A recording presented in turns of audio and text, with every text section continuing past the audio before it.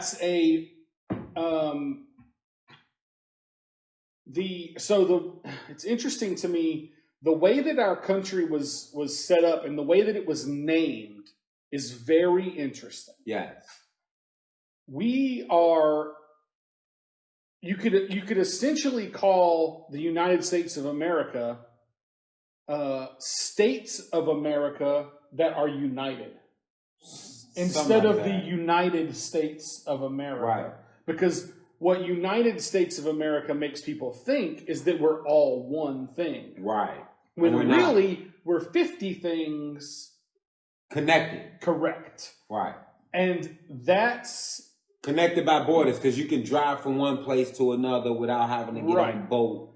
So we're 50 you don't necessarily states have to even get on airplane. That are united. We're not one thing. We're not supposed to be one government to rule one ring to rule them all, right. as it were. It's supposed to be 50 states that are doing things their way. Right. And under the guidance of the Constitution. Because here's why.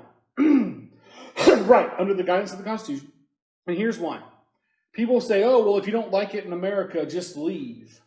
Well, you know how hard it is to leave America and become a citizen of another country? Almost as difficult as it is to leave another country and become a citizen of America. Seriously.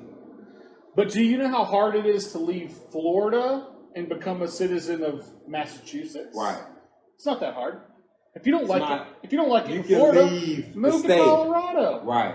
You can do that. Yes. But you can't do the bigger picture part. You can't just move to Sweden one day. No. Could you imagine? It doesn't happen. Right. And we talking about American-born citizens. Correct.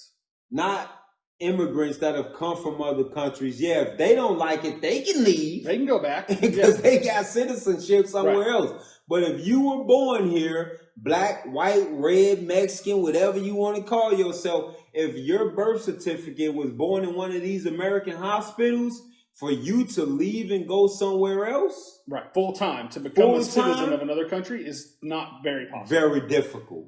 You understand what I'm saying? Especially if you've grown up and been here for 25 years, you have that American. The older you are, the older the American you are, the less likely for another country to accept you because you're bred as an American. Well, in a lot of countries, that's a stigma. A lot of countries make you go there if you want to become a citizen of like Japan. You have to go to Japan. You have to basically get a temporary citizenship or a visa or whatever to work there and become a contributing member of the country for X amount of time before they'll even consider giving you citizenship. Like, what are you here for? Right. You know what I'm saying? Why are you here? Why are you here? Like, there's no way. So that's the thing. It's a lot easier for you to jump ship and move the state. Right. But if all the states are run the same, then you don't have that option anymore. Like, and that's not how it's supposed to be. And that's why, I was having a conversation with one of my buddies, and he said that's why a lot of these people move from these quote-unquote liberal states where the taxes are so high. Right. You can barely live and eat, and then they move down to some of these conservative states, and they're like, damn, the living is good. But then they bring those liberal voting with them. Well, that's what's happened in Texas. And it's changing over the whole damn dynamic of the Texas state. is a red state through and through. Yeah. Except for this year, it's like right on the cusp. Yeah. And that's because there's all these people from California that have moved to like Western Texas. Yeah.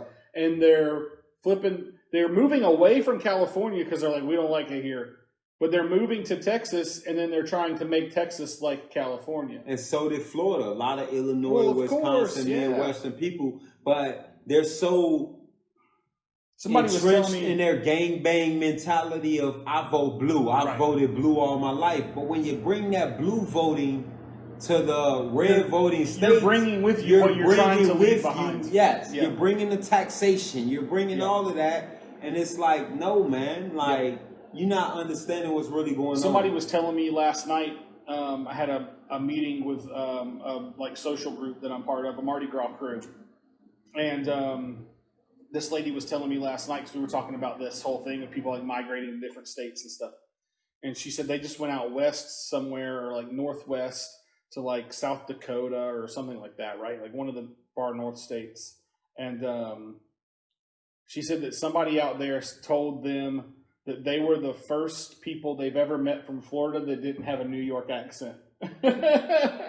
Really? And I was like, that's really funny when you think about it, because it's probably true. Yeah. You know, like most people from Florida now,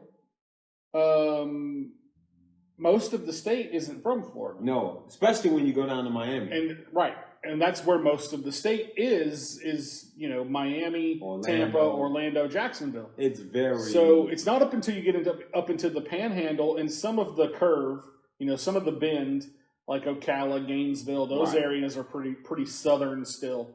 But, you know, it's not really until you get into the Panhandle where you start seeing a lot of like more southern people. And even around here where we are, it's less and less every day. Yeah. Because people are migrating here from I migrated here. Yeah, this guy. You know what we call but I migrated with independent mind state. You know what we call people that come here from the north? Snowbirds. Yankees. Yankees. You know what we call people that come here from the north and don't go home? Damn Yankees. Damn Yankees. Damn Yankees. But yeah, man, it's very interesting, and there's a lot of damn Yankees in this area nowadays. There's a lot. And even, you know, and it comes from spring break. That's why I say, if you see in 2022, a lot of people moving states, they position in they voters. You know what I'm saying? Gerrymandering. They're moving everyone around. Okay, we need to win this state, so we're going to position our voters.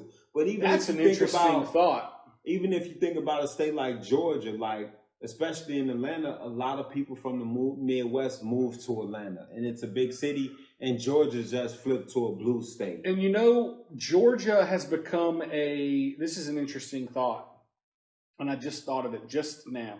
Georgia has become a new hub for the film industry. Yeah. A lot of movies are being made in Georgia. You know, they took over the music industry. A lot of music's being made so a lot of the entertainment industry has moved to Atlanta and the surrounding areas, even the outskirts, you know, the more country areas of Georgia. The Walking Dead's filmed in Georgia, or was, I don't know if it still is. But with those people come that liberal mindset. Yeah. And so that's probably one of the reasons that Georgia has flipped. Like, the Georgia government was like, let's promote ourselves as a place where they can come and do those things. And now that they're there, they've brought with them that mindset. Right. And it's